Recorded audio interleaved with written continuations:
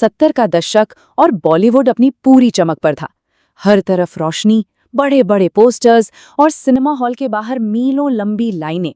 और इस सुनहरी दुनिया के ठीक बीच में एक ऐसा सितारा था जिसकी एक झलक पाने के लिए जमाना बेताब था।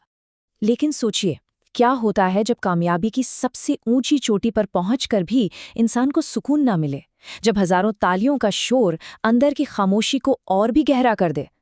ये कहानी उस सफर की है जो शोहरत के बहुत आगे निकल जाता है। कहानी शुरू होती है एक ऐसे कलाकार से जिसके पास दुनिया की हर चीज थी सिवाय मन की शांति के। 70 के दशक में एक नाम हर किसी की जुबान पर था, विनोद खन्ना।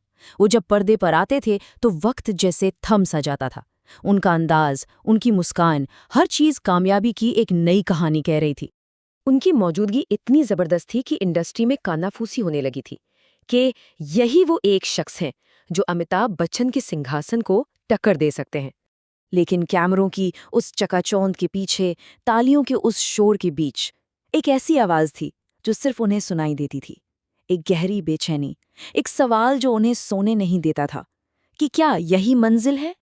और फिर उनकी जिंदगी में एक ऐसी आवाज ने दस्तक दी जो उन्हें एक बिल्कुल अलग दुनिया की ओर बुला रही थी।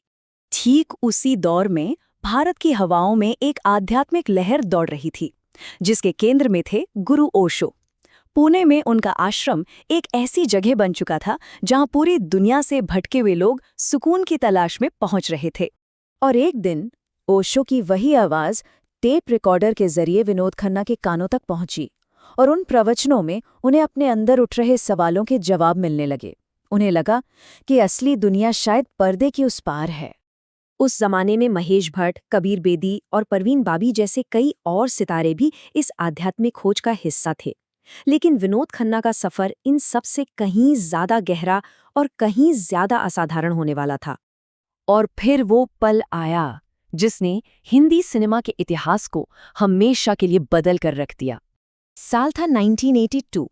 एक सुबह जब लोगों ने अखबार उठाया तो वक्त जैसे ठहर गया। हेडलाइन चीख चीख कर कह रही थी, विनोद खन्ना ने फिल्में छोड़ी। पूरी इंडस्ट्री में एक सन्नाटा छा गया। किसी को यकीन ही नहीं हो रहा था। पर ये अंत नहीं था। ये तो उनके असली सफर की सिर्फ शुरुआत थी। उन्होंने अपना घर, परिवार, शोहरत सब कुछ पीछे छोड़ दिया और हजारों मील दूर अमेरिका के ओरेगन के एक रेगिस्तान में बसे ओशो के शहर रजनीशपुरम में एक नई जिंदगी की शुरुआत की। और वहां उनकी जिंदगी ने एक ऐसा मोड़ लिया जिसकी किसी ने कभी कल्पना भी नहीं की थी। जो कल तक बॉलीवुड का सुपरस्टार था, आज वो उस कम्यून का माली था। जो इंसान लाखों चाहने वालों के सामने खड़ा होता था, वो आज चुपचाप जमीन की देखभाल कर रहा था। जहां हर कोई उसे पहचानता था, वहां अब वो बस एक साधारण शिष्य था। रजनीशपुरम की धूल और मिट्टी में विनोद खन्ना का वो सुपरस्टार वाला चोला पूरी तरह उतर चुका था। अब वो स्वामी विनोद भारती थे, एक साधक जो अपने हाथों से मिट्टी में काम करके खुद की तलाश कर रहा था। लेकिन कहानी अभी खत्म नहीं हुई थी।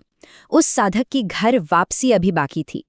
लगभग 5 साल की खामोशी के बाद 1987 में वो साधक वापस लौटा। जैसे ही विनोद खन्ना ने भारत की जमीन पर दोबारा कदम रखा, कैमरों के फ्लैश एक बार फिर चमक उठे।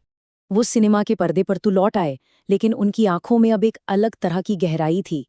एक ऐसी शांति थी जो शायद शोहरत की दुनिया कभी नहीं दे सकती थी। वो एक ऐसे सफर से लौटे थे जहां से कोई भी पहले जैसा वापस नहीं आता। ये कहानी सिर्फ एक एक्टर के उतार चढ़ाव की नहीं है। ये उस खोज की कहानी है जो किसी को भी दौलत और शोहरत से आगे देखने पर मजबूर कर देती है। क्योंकि कभी-कभी सबसे तेज और चमकदार रोशनी के बीच रहकर भी इंसान को अपने अंदर की सबसे शांत आवाज को सुनना ही पड़ता है।